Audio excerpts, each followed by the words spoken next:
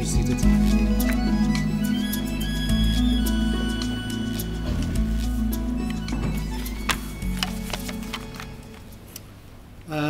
Good afternoon, ladies and gentlemen. Sanibonani. Tobela. En goeienaand, dames en heren. Professor Ronel Yule, the Acting Dean of the Faculty of Humanities. Professor Chris Landsberg, our inauguree this evening.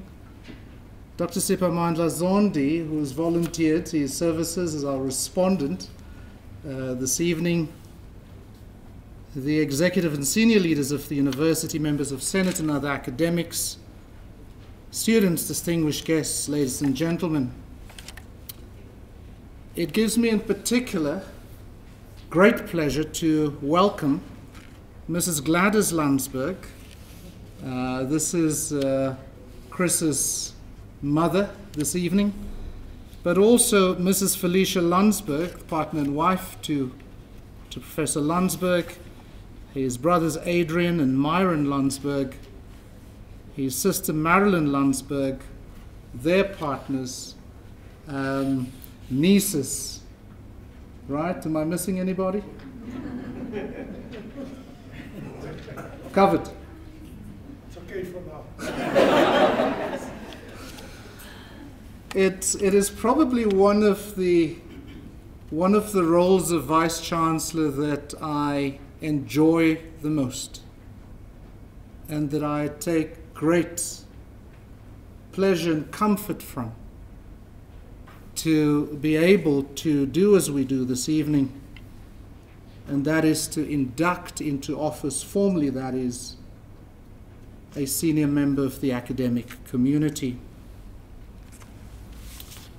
And so it is indeed a very great honor. You hear all of that, very great honor. Doesn't sound great English, and I apologize for that.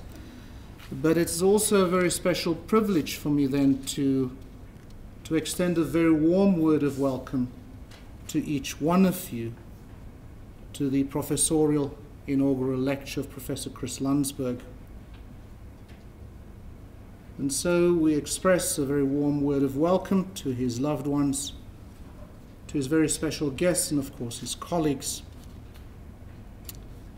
This is indeed a proud and a landmark moment, of course for Professor Landsberg, but equally so for all of his loved ones, and I should add equally so also for us here at the University of Johannesburg, as well as in South Africa, and of course beyond.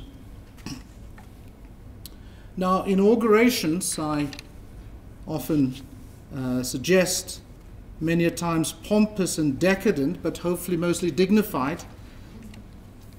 We'll see about decadent in the quality of the wine.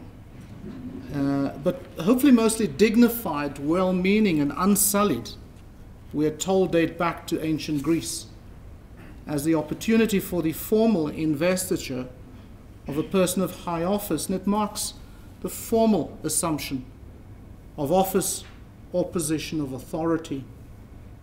And so today is that day that marks the rites of passage and the ceremonial entry of Professor Landsberg into the distinguished community of university's most senior scholars. And so it is indeed an office and a position of authority and leadership, which we shall not assume lightly, but shall do so with considerable and ongoing thought, reflection, deliberation, and, should I add, presence of mind. I'm of course reminded that inaugurations usually follow well after the actual appointment to the role of the post, and these are often a test, an indication as to whether the incumbent still holds the now somewhat older role of office as interesting as at the time of the interview. Right? So the interview was one moment, all serious-minded, all collected and focused, and so we'll see. The gap between the interview, in particular those of us who were part of the interview, and of course the moment this evening. And so we shall therefore observe Professor Landsberg tonight with more than an ordinary level of interest. I remarked earlier that the professorial inauguration is as important to the incumbent and their loved ones and colleagues as it is to the university.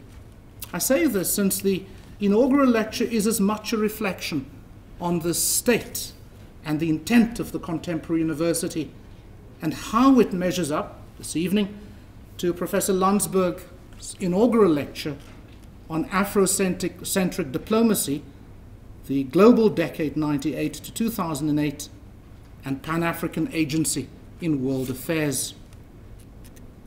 On these auspicious occasions, I often remark on and remind us of Martin Gregorian's hopefulness and controversy when he announced that, and I quote, universities are not only repositories of past human endeavor, they are instruments, as he put it, of civilization. You can see where the controversy lies, right? They provide tools for learning, he continues, understanding and progress. He continues, they are the wellspring of action, a source of self-renewal, of intellectual growth and of hope. They are a medium of progress, of autonomy, of empowerment, of independence and of self-determination, end of quote. And yet at the same time, I remind us of Wernick's argument that the university has a contradictory relationship with its surrounding society. On the one hand, the autonomy in terms of its axial values of truth, wisdom, science, and so on. And on the other side, those who control the means of material production control the means of mental production. And the dominant ideas are the ideas of those who dominate. End of quotation. And also the reflections of Professor Emmanuel Wallerstein, who is an occasional visitor here at the university, as he considers his own journey, and I quote, "It seems to me that it is the duty of the scholar to be politically and intellectually subversive of received truths, but that the only way this subversion can be socially useful is if it reflects a serious attempt to engage with and understand the real world as best as we can," end of quotation. I'm also reminded on this occasion that very few books are available in decent bookstores on what it is to be a professor, and in particular, what the freedoms and duties of the most senior scholar of the university is. In this regard, I offer you the reflections of a colleague at Hong Kong University, Bruce McFarlane, who in his book, Intellectual Leadership in Higher Education, Renewing the Role of the University Professor, last year sought to correct this oversight. And he argues convincingly that given the corporatization of the research agenda, professors must reclaim professorial leadership and that they thus occupy a very special role. Specifically, McFarlane argues two freedoms, namely that of critic and advocate, are essential for professors to execute their four duties, being those of mentor, of guardian of standards, of enabler of networking, and mobilizer of resources for others, and fourthly, of being the ambassador for the institution or the discipline. So, this evening we will have only one small insight into how Professor Landsberg responds to this call for the return of professorial leadership. And so let me now invite the Acting Dean of the Faculty of Humanities, Professor Ronel Yule, to introduce Professor Landsberg. I thank you. Baie dankie. Vice-Chancellor, Prof. Landsberg, members of MEC, ELG, Senate and other academics, members of the Faculty Review panel currently visiting the faculty, distinguished guests, ladies and gentlemen. From the dusty streets of Reiger Park to the leafy suburbs of Auckland Park, from the dreamy spires in Oxford to the stunningly beautiful Stanford campus in Palo Alto, from the white sands in Dar es Salaam to the rising dragon of Vietnam, Chris Landsberg is grateful for the opportunities offered by his Kasi on the East Rand and his alma mater, UJ, where he believes a firm foundation was laid for him. The memory of his late father, who passed away when he was just 3 years old, to the sacrifice of his mother, his brothers and only sister, are the stuff that inculcated a burning desire and drive for Chris to keep on keeping on. Here is UJ's first Rhodes Scholar to study at Oxford, where he obtained his MPhil and DPhil international degrees. During his Oxford years, he was Social Secretary of the Africa Society under the leadership of Zimbabwean Deputy Prime Minister Arthur Mutambara.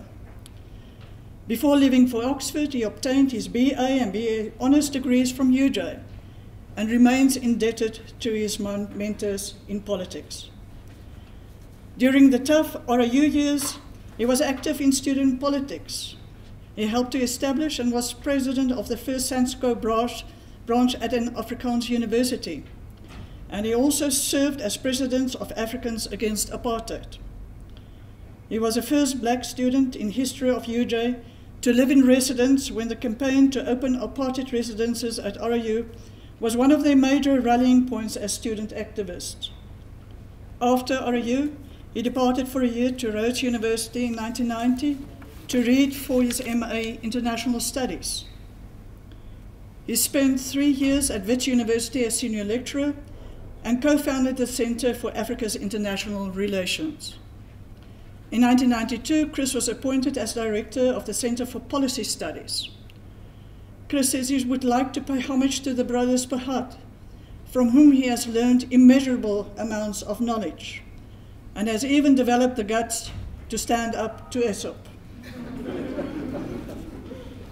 He currently holds the DST NRF UJ Sartre Chair in African Diplomacy and Foreign Policy, and is Senior Associate in the UJ School of Leadership, after serving as HOD of Politics for almost 4 years.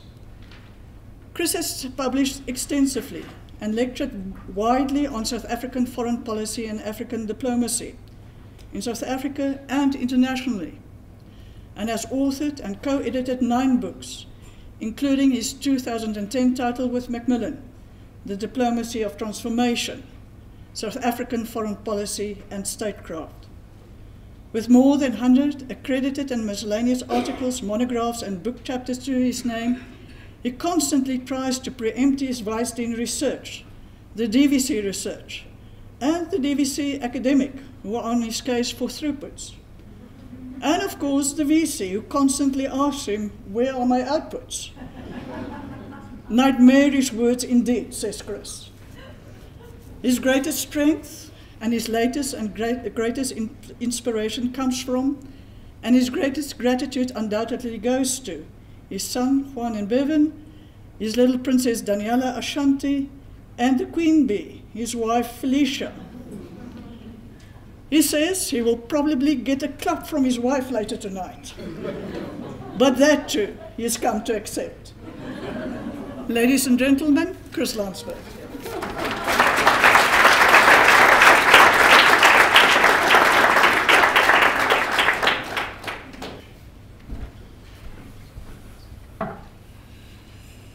I see there's enough water here. There's enough dash here, so we can get going. Vice Chancellor, Interim Dean, as we say in South Africa, all protocols observed. You have all been recognized. Allow me, before I get into the lecture, just to share with you a couple of anecdotal notes and single out a number of very important people who were instrumental in helping me along this journey. In fact, if you read the the narrative CV, you would notice I do single out a very mad Nigerian.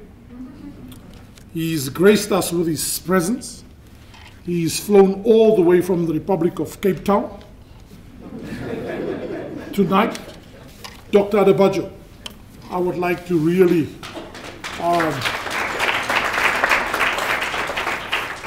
welcome Ade. Don't ask too many questions about what we were up to during the Oxford days. Safe to say, he was my wingman.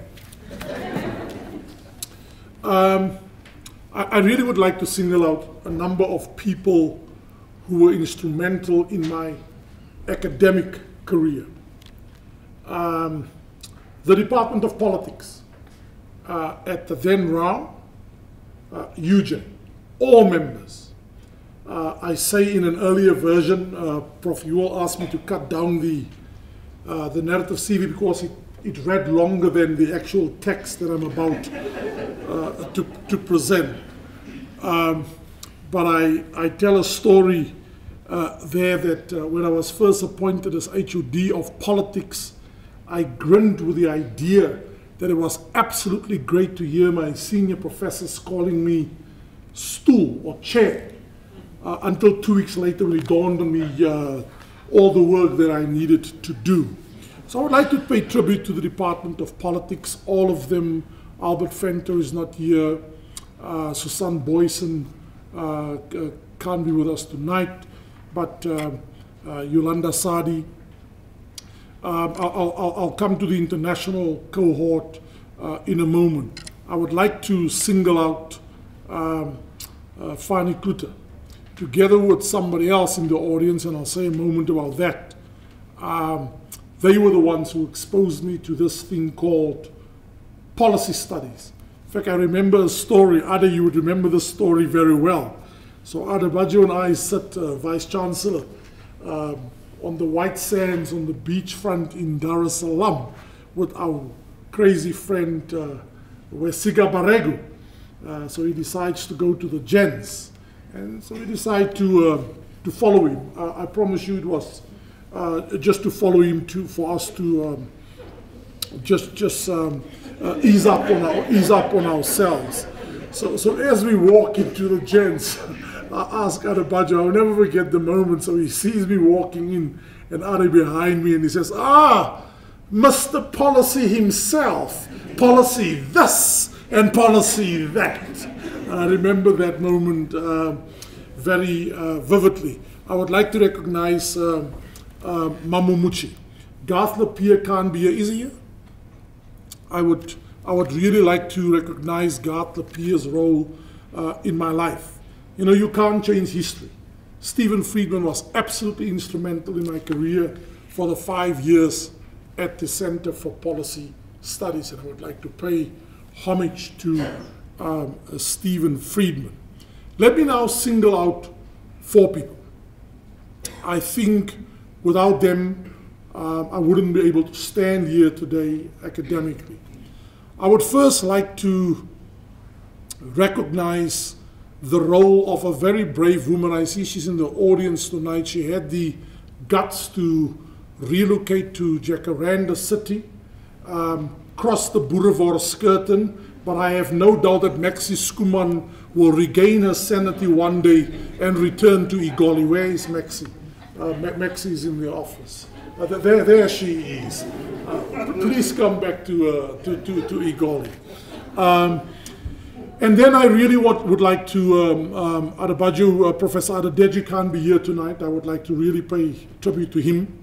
I would like to single out my Oxford dons, Anthony Kerr Green, Sudhir Zari Singh, and Andrew Harrell.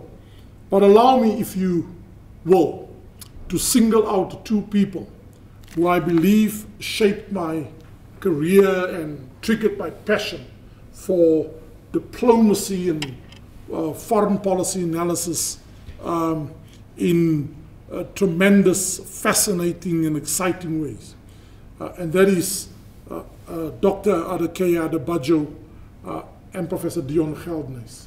I would really like to you to join me in really paying a tribute to them, because without them, I wouldn't be standing here tonight. So Ade and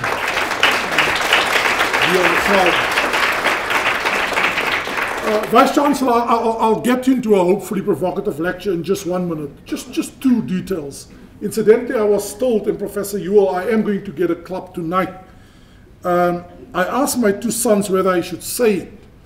This was very coincidental, but it happens to be my wife's birthday. Wow. I gate crashed the party. I'm so sorry. I'll take you to Hyde Park on Saturday night. We don't have to go to Cresta. Happy birthday. It's my wife's birthday. It was really coincidental. So there I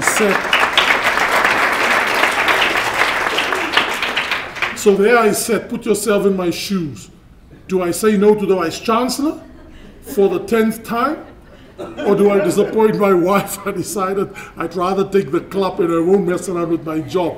And I said to her, I think we should do it tonight. Just for a final story. Adebayo, you've heard this before. True story, VC. So I walked my daughter out of the house about a month ago, 5 weeks ago, 7 years old. The apple of my eye, of the one eye. The other apple is celebrating a birthday tonight. I have to get this diplomacy thing right. So VC, as we walk out of the house, my daughter says to me, Daniela says, Pa, what is a diplomacy? Just in the exact same way.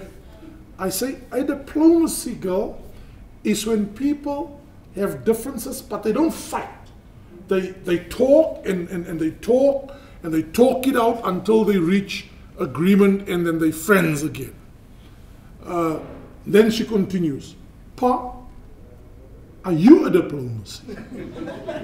I said, my girl, I'll buy you McDonald's this afternoon.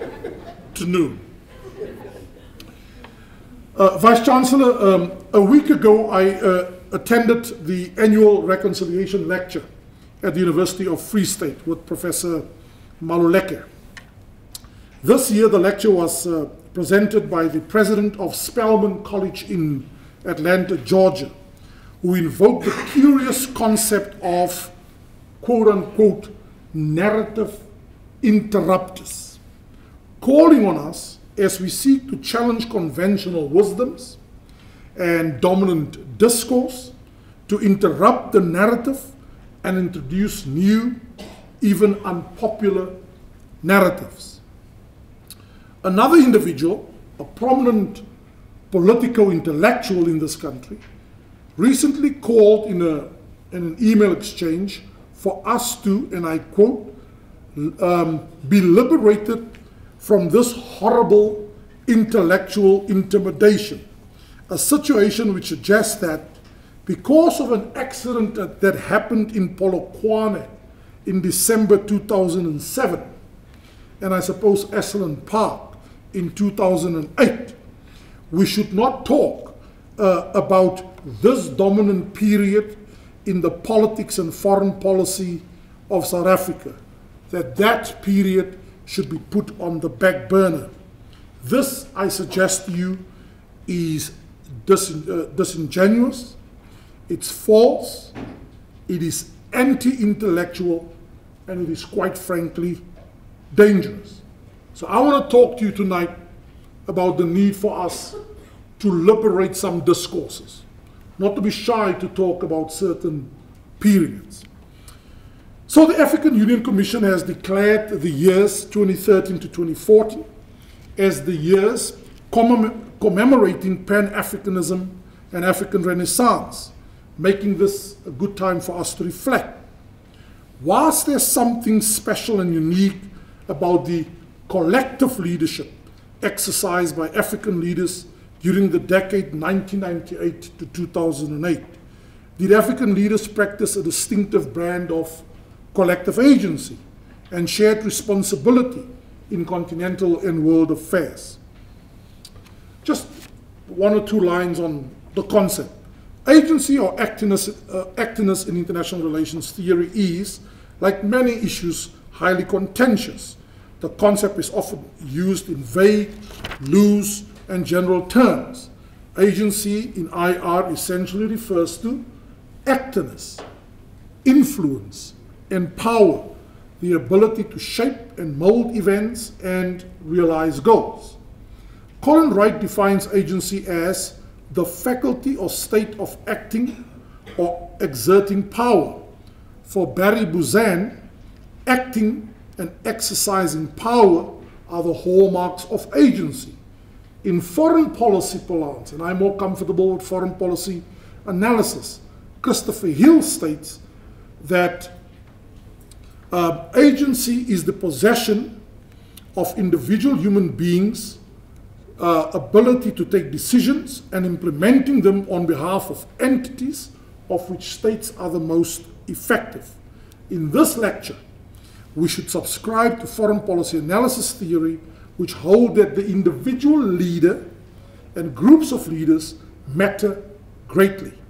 Individual leaders and small elites of decision makers, or an inner coterie of decision makers, determine agency. Let me move on to the idea of Afro-centric agency. The idea of Afrocentric diplomacy is borrowed from the theory of Afrocentricity, the notion that Africa cannot advance intellectually or spiritually from the colonial legacy that it has been given. Afrocentricity is described by the high priest of the concept, Molefe Asante, as, quote-unquote, the theory of African agency. The decade 1998 to 2008 will go down as the golden decade of African agency and diplomacy in world affairs, a period that was certainly on par with the height of decolonization in the 1950s and early 1960s. During this decade, we saw a revival of African attempts to strengthen their voice, for greater influence and attention, and a world order that will be more favorable to them.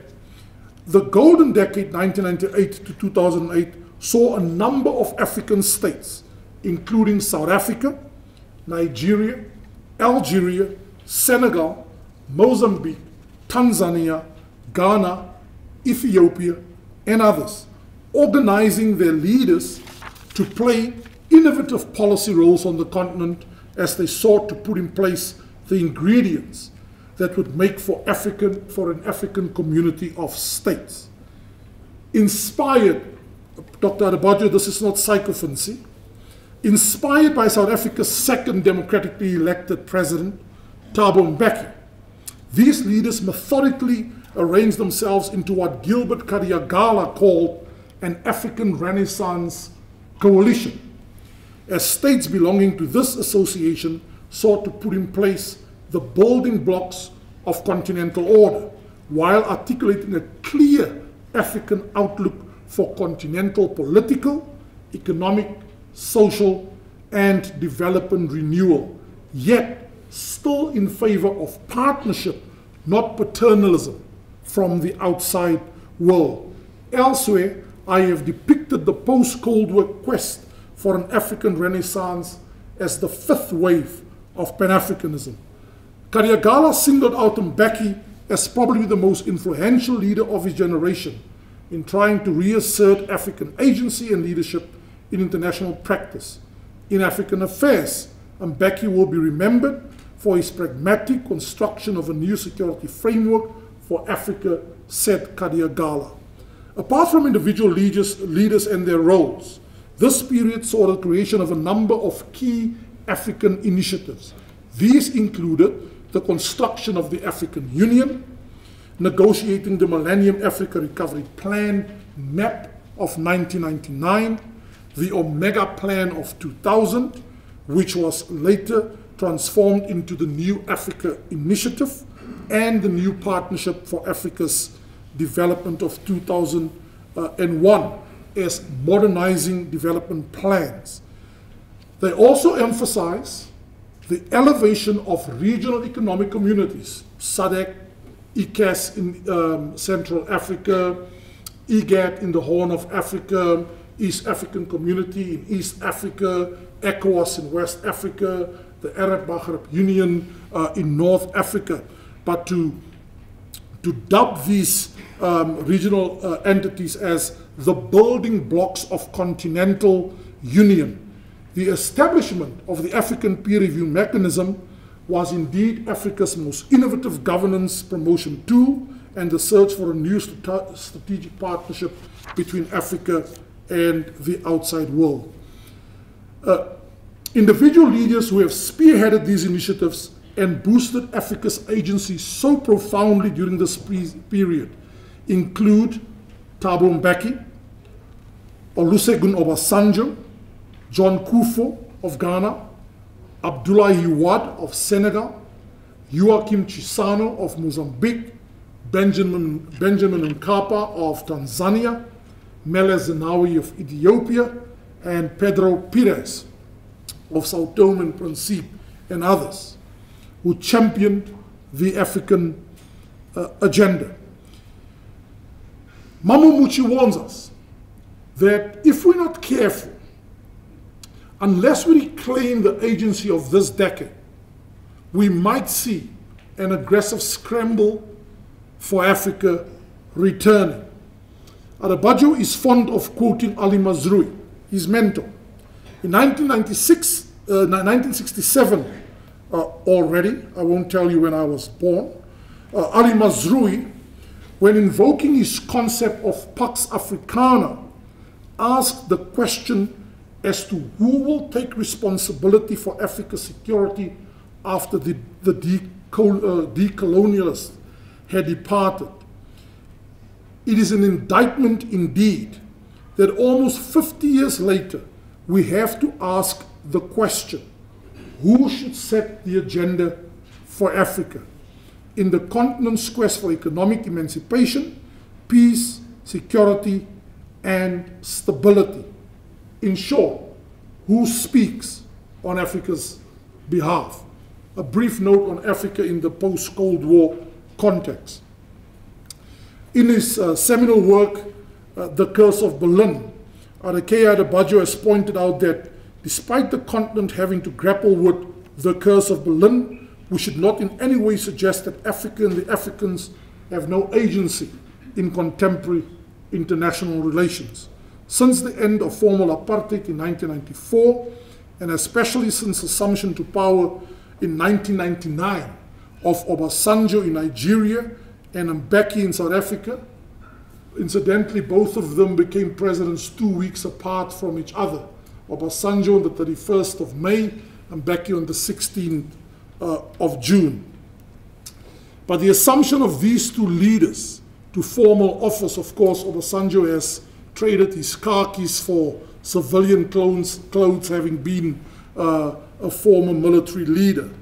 But I think it's absolutely fair to say that the two of them developed a special entente or entente cordiale, like Germany and France, or the special relationship between the United States and Britain.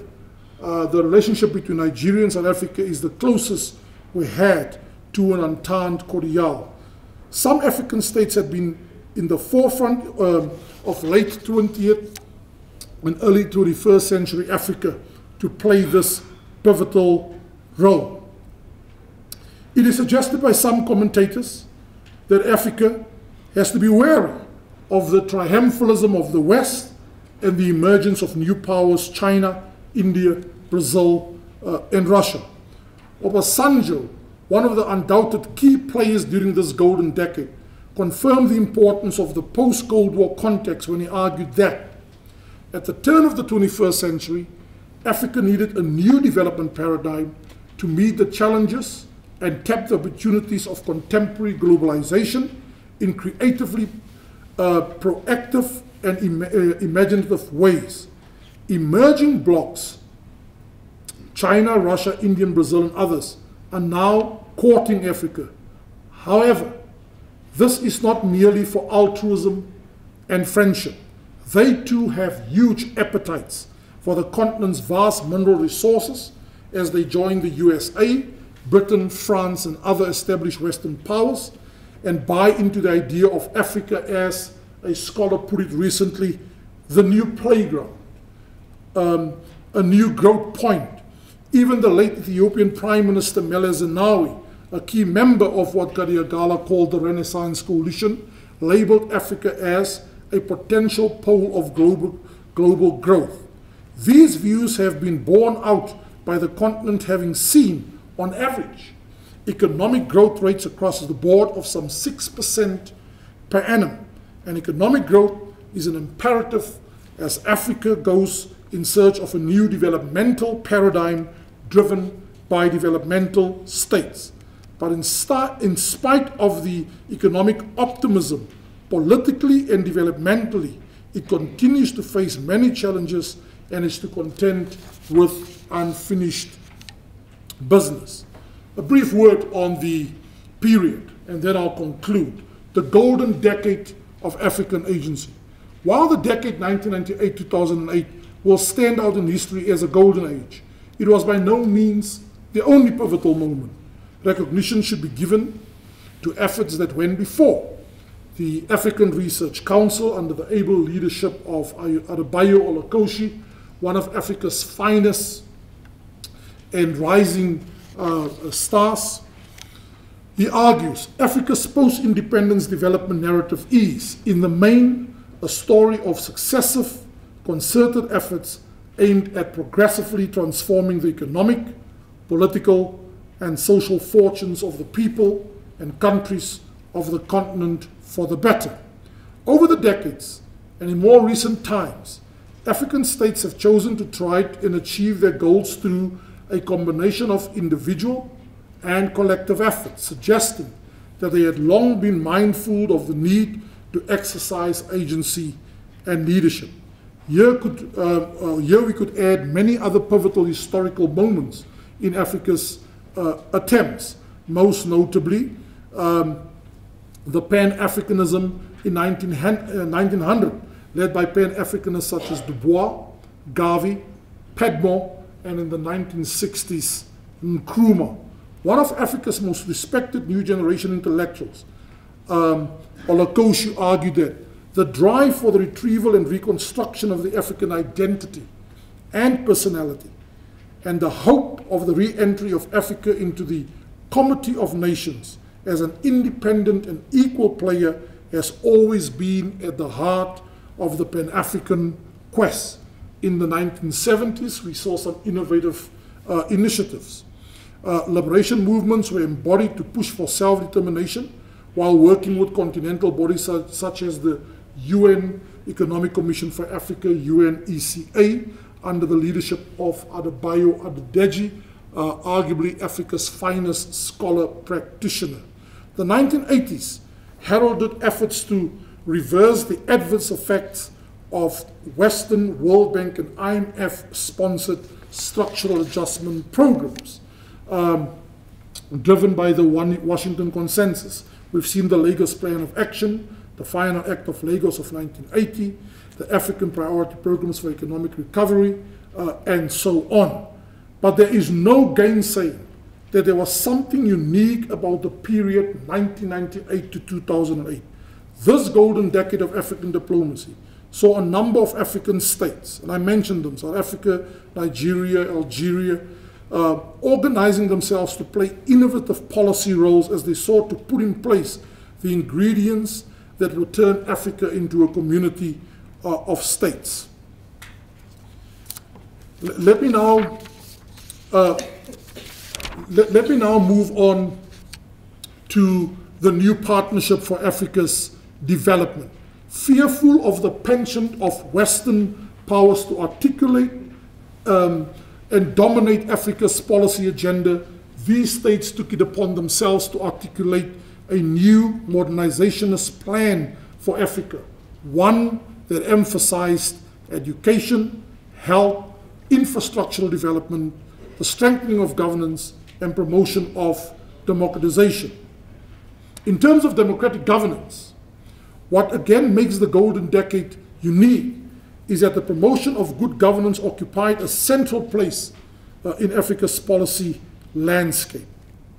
They were determined to develop a common governance ethos within the AU framework. Joaquim Chissano, former president of Mozambique, said, "The African continent and many developing countries have for the past 2 decades been involved in the democratization process as democracy is gradually being accepted as the as the political ideology that can better inform internal and external socio-political and economic relations." The establishment in 2003 of the African peer review mechanism was an example of a new leadership dynamism on the continent.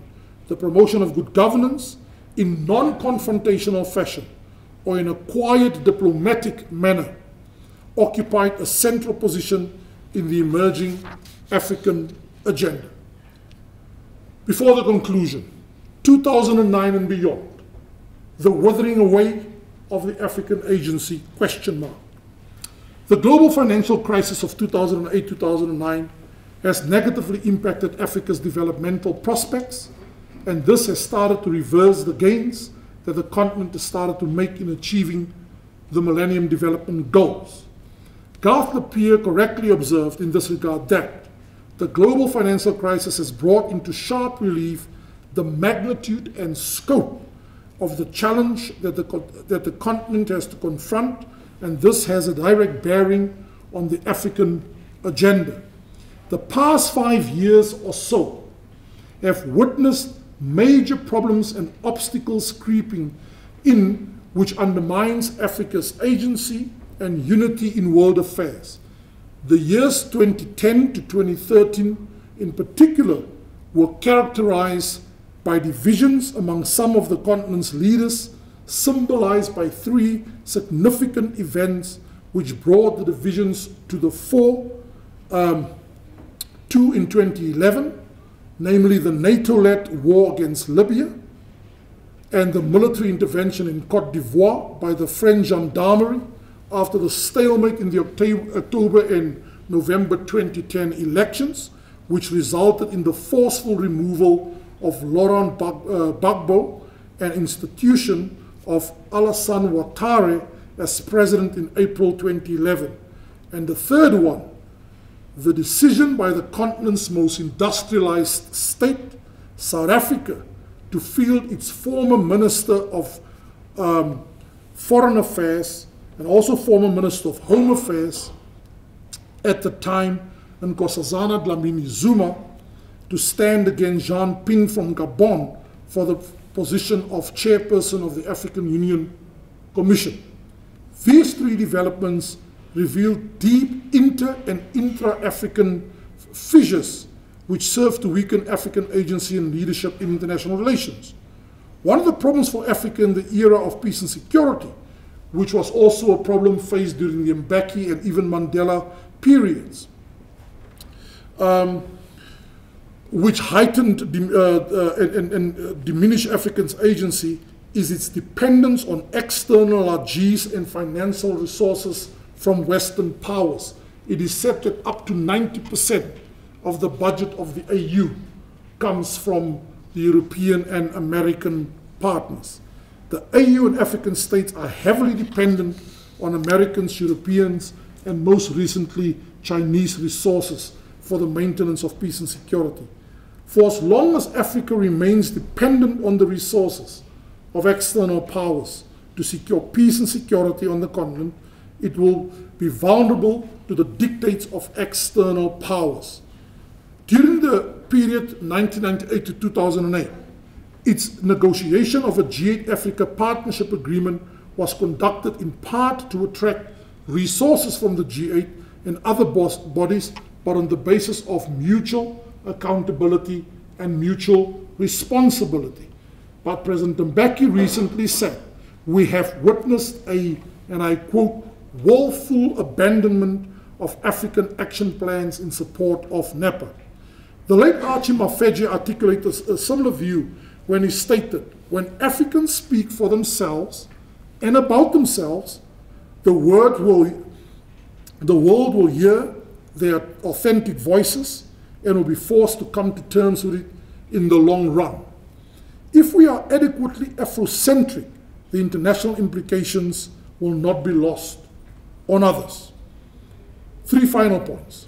The past 5 years or so have seen disengagement and uncertainty on the part of many African states, greatly exacerbated by the wake of the so-called Arab Spring. The coup against elected Egyptian president and leader of the Muslim Brotherhood caught many by surprise. And the AU Commission and African leadership were challenged again, as it had been in 2011 over Libya. In terms of governance, the APRM today for African states, few African states, not even pivotal ones like South Africa and Nigeria, take responsibility for its operationalization, and the program is in real jeopardy. The state visit recently to South Africa by Nigerian President Goodluck Jonathan was an important and strategic move. The rapprochement set out to restore the entente cordiale between 2 key players and arguably Africa's most important bilateral relationship. I conclude. African agency and leadership in world affairs are being threatened by weaknesses and fractures continentally and the marginalization and disregard of Africa abroad. It is apposite to end on a challenging note to African universities, scholars, and intellectuals. Writing in the China Daily recently, renowned African scholar Mahmoud Mamdani opined that the Chinese and other emerging and industrial powers are, and I quote, seeing Africa just as a source of primary information, but not as a source of intellectuals. Mamdani's analysis, I suggest, should be taken seriously. African agency has to be reclaimed. It is not going to be offered to Africans on some silver plate from abroad. Universities have a crucial role to play in engendering critical debate and unpacking, explaining, and informing the Pan-African agency that the continent so desperately needs if it is to claim the 21st century as the African century. At the very least, universities should be in the forefront of debating, explaining, and analyzing the African agenda and trying to disentangle the continent's search for development, peace and security, governance, and strategic cooperation with the outside world. To cite Adebayo Olukoshi, nurturing a new generation of African scholars imbued with a critical mind and committed to the agenda of progressive Pan-Africanism will be the greatest tribute we can pay. I thank you, and I look forward to standing on the shoulder of an emerging giant, Dr. Zondi. I thank you very much.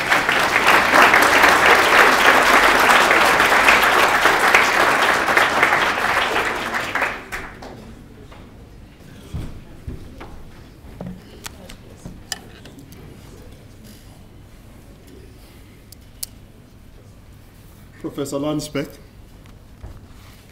get an opportunity to be mentioned first in an event before the principal. Professor Landsberg.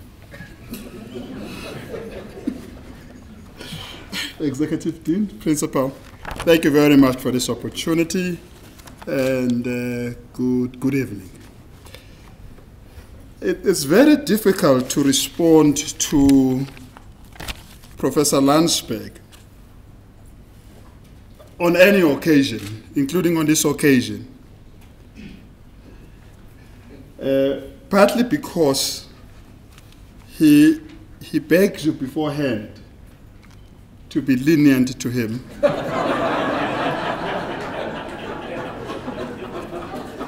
And to disregard the controversial points he makes towards the end.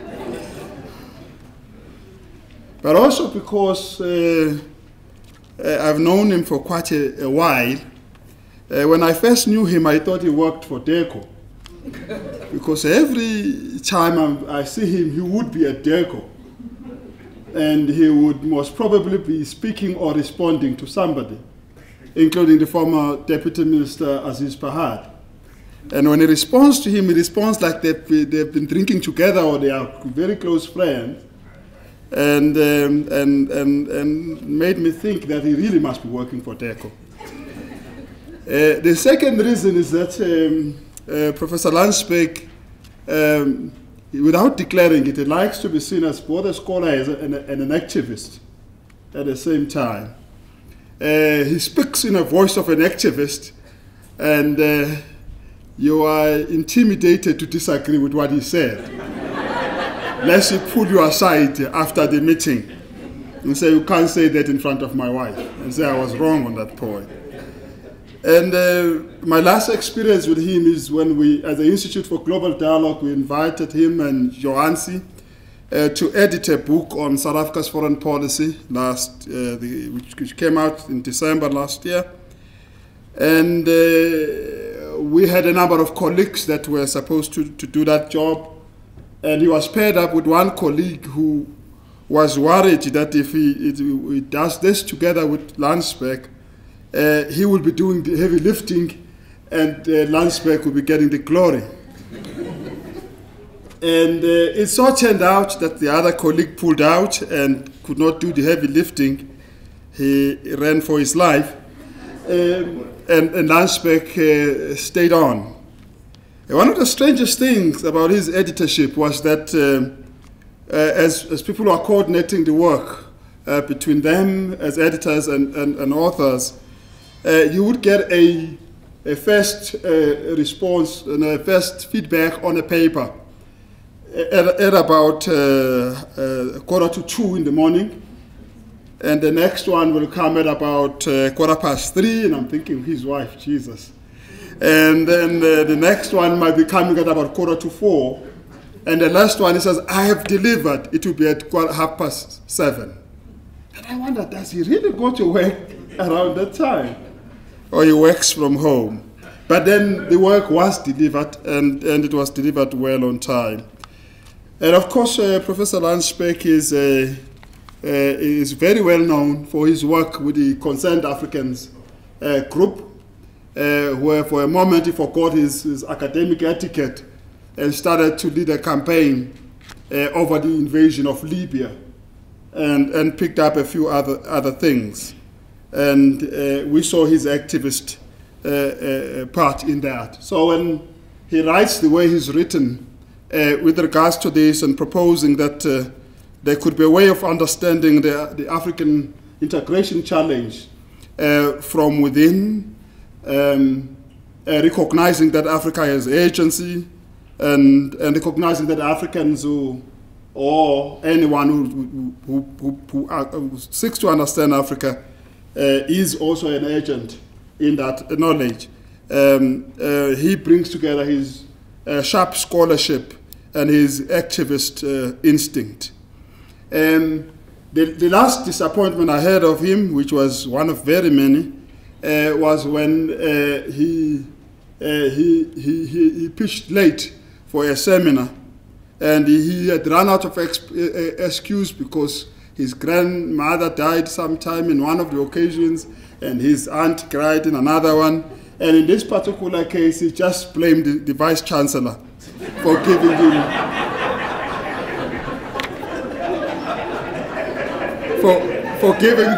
for giving him the job of a residence warden, because then he had to take care of a student who had disappeared. And he was to blame for a student who had disappeared to the bar. And I knew he had nothing to do with the bar because he stopped drinking long time ago. Yeah, so that was the last one. Just a few things. I'm just going to pick at a few things about what he said, and I'm sure it's pretty obvious what he said. His suggestion and his argument in his paper makes three assumptions, can be understood on the basis of three assumptions. The first one is that the practitioner in the study of African integration must be psychically emancipated enough to express themselves outside the structures that constrict him. Those are, one, Eurocentrism. The second one is disciplinary decadence. And therefore, this practitioner is able to act outside what is given in the current approach to knowledge generally, and what the Vice-Chancellor referred to as intellectual domination. The second one, it makes an assumption that we recognize that the intellectual enterprise, generally as we know it, because of its root in the same system as colonialism, as imperialism, as Western modernity generally, is dominated. The intellectual enterprise is dominated. It's in a state of what Walter McNulloch calls a state of coloniality. And that, therefore, Afrocentric agency is an attempt to liberate one from those strictures. The third assumption is that there's a possibility of what has been called dialogic cosmopolitanism, a possibility of epistemic plurality, a possibility of opening up the spaces for all forms of thoughts and all ways of knowing to express themselves, and thereby suggest that the Vice-Chancellor is about to lose his job because the university is about to be undone and the multiversity is about to be born. For university assumes that there is a particular form of knowledge that is universalized, that must then be imbibed by everybody else, for it is the standard form of knowledge. It is the marker of what is to know. And the second point I want to make is that the concept of Afrocentric diplomacy and Afrocentric agency suggests to us that there is a need then for end to coloniality, where coloniality isn't just colonialism, which is about jurisdictional and administrative structures, but it is about the power, the hierarchies and hierarchies of power that decide who is and who is not. And I'd like to quote here from Walter McNulloch, who was just around here on this subject. He says, once upon a time, scholars assumed that the knowing subject in the disciplines is transparent. It is disincorporated from the known. It is untouched by the geopolitical configurations of the world in which the people are racially ranked and regions are racially configured. He then went on to say this is what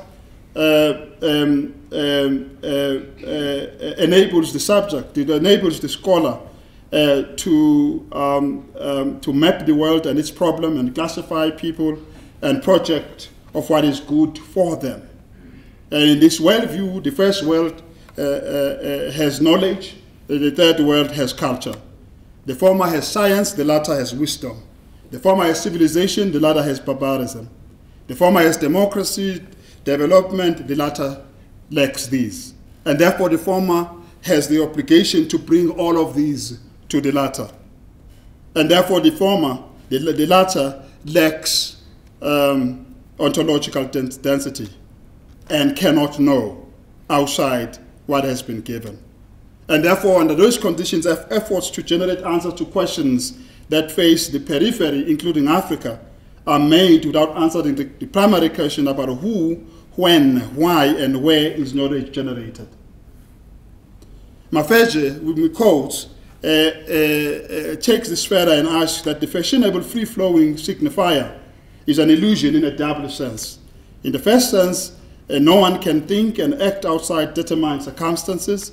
In the second sense, while we are free to choose the role in which we cast ourselves as active agents of history, we do not put on the agenda social issues to which we respond. These are imposed on us by history. For example, we would not talk of freedom if there was no prior condition. We would not proclaim Africanity if it has not been denied or degraded. We would not insist on Afrocentrism if it had not been for our Eurocentric negations. Unlike the illusionary free-floating designifier, it is the historical conjuncture which defines us socially and intellectually. And a determinate global conditions that we're in right now, an African Renaissance must therefore entail a rebellion, a conscious rejection of past transgression, a determined negation of negations. And that therefore what Prof. Landsberg is promising is a sort of an epistemic disobedience, an epistemic rebellion against the given, against the coloniality of knowledge, against what Mafeja called Eurocentric negations of the other. And that is a huge promise to make, especially if you are in a university, especially if you are also found in the same system as everybody else does. It is a promise that that what the African scholar need to do is a legitimate demand that they should be understood from within, that issues must be understood from within, and that it ceases to be purveyors of an alienated intellectual discourse, and that they can speak for themselves, as you quote in the document, and that when they speak for themselves and about the world would hear an authentic voice, and that therefore they would be liberating not just themselves, but liberating the discourse itself. It is therefore a recognition that there are limitations both in the world systems, but limitations also regarding the knowledge system. For there would be no need to proclaim Afrocentric agency today had it not been degraded, undermined, alienated, silenced. And that therefore the idea of an Afrocentric diplomacy suggests that there is another form of diplomacy that is being practiced by Africans. That it is a diplomacy taking place in Africa, but it's a diplomacy that is alienated from the African subject. And that therefore it might be what Achima Feja called alterity, a diplomacy of alterity, a diplomacy on the basis of experiences, on the basis of imperatives, on the basis of views from outside. It is a mimicry of something other than itself. And that therefore what you're promising is that it is possible to unmask the coloniality of knowledge and the coloniality of political practice, the coloniality of African diplomacy. That though it's called African, it may not actually be African in essence. And that therefore there is a possibility in using certain kinds of epistemic lenses to understand and unmask this and therefore liberate the thinking. But I think we're also arguing that Afrocentric diplomacy or Afrocentric paradigm or Afrocentric agency is a rejection of victimhood also. It is not about saying we're helpless, we're victims of something else, but that it is an affirmation of the fact that an African is a subject in their own story. It is not an object, it is not a spectator. It is a rejection of Afro-pessimism, which argues that nothing good can come out of Africa because Africa had nothing, it was an empty land, it was a dark continent, it did not have until it was given. But at the same time, it is not a sort of a triumphalism or mindless adulation of all things African.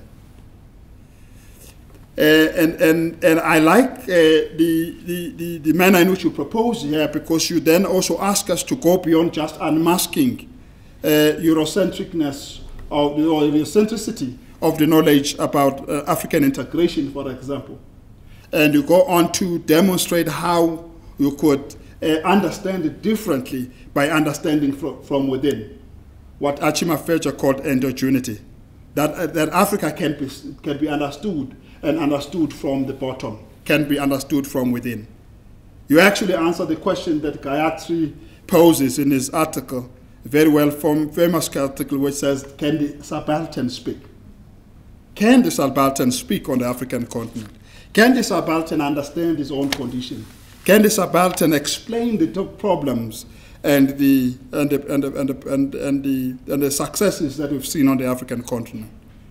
But I also like the fact that they problematize African agency in the African continent in world affairs by demonstrating that there is a constraining effect of the system the system that Emmanuel Wallerstein describes as constituted by a core and a periphery in that order, and that there's a weakening effect, and that the weakening effect of an agency from within the very same system. And therefore, in your comments on the possibilities of this suggestion that you are making, or proposition you are making with regards to knowledge, you suggest that we may be moving towards a multiversity in the production of knowledge. That you are arguing that for counter-hegemony rather than a counter-hegemony.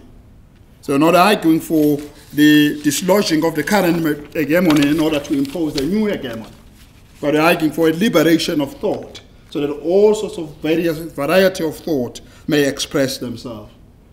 Now, shortly in conclusion, down to touch on some of the things that are an implication of your proposition in the paper.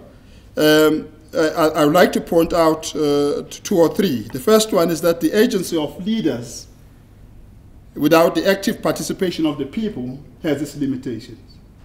And that therefore the agency you celebrate in this paper needs to be recognized as an agency with limitations. And an agency that is not institutionalized and therefore may depend too much on the wisdom of those few leaders who, in their liberated thinking, began to champion a new approach by Africa to international affairs. And this is an agency also of men. So it doesn't challenge patriarchy, which is part of the package of the power structure that Africa's liberated thinking needs to deal with. It is an agency of states, the states, but states that are willing and able. There is a positive part to that, and that positive part is the point that Olikoshi has made several times before, that perhaps it's time for Africa to look beyond this limited principle of unanimity in African decision-making, that every one of the 54 African states must agree on everything before you move, and argues for a coalition of willing, a few willing and able states to get moving and get others to follow thereafter. Of course, also, what bubbles up in the paper that we need to think about carefully are limitations of state agency taking place within a post-Westphalian neo-colonial world order, not outside it. It is still an agency of nation-states that were drawn up in Berlin. Nation-states that do not have sufficient sovereignty even to express their independence and their autonomy. That these are perhaps nation-states that have a stake in the current rather than a yearning for the post-state environment. Which is why these states are able to coalesce around around francophone and anglophone lines when it comes to the election of the chairperson of the AU Commission. And there is no sense of Afrophone line. It's either anglophone, francophone, or lusophone. And that is a huge limitation. Another limitation is now one question that might be posed again to you to think about, and all of us to think about, is whether the agency that you talk about between 1998 and 2008 was therefore institutionalized. And whether there has been, as you suggest, a dissipation of this agency after 2008, or there has been a metamorphosis of that same agency to another form, whether there's been an evolution of this agency. I like to end by referring to the point that Nyerere makes in 1972, where he says, African nationalism, I quote, is anachronistic and is dangerous unless it is Pan-Africanist at the same time. That therefore the fundamental problem for African integration is the African nation state and African nationalism. For it is premised on the recognition, if not a commitment to the artificial creation of Berlin as the basis on which African liberation could take place. But I really want to say thank you very much for suggesting to us that it is possible to have a liberated thinking about Africa on the basis of seeking new epistemic lenses, which is what you call Afro-centric agencies. I'd like to end this by quoting from Sabelo Kachenindlovu in his recent paper. He says something now referring to your job. And at that point, though I'm dressed like you, I decame from that I'm not in this job. He says, I quote, "The African university must be careful in recruitment of its professors."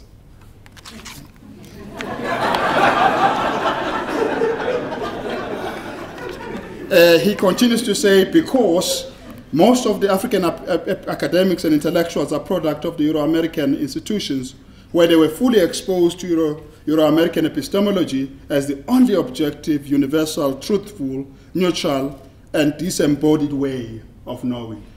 I know and I trust that you are not that. You are a professor that Professor Landsberg was right to employ. And I'm your friend. I hope you will also put in a word for me. Thank you very much.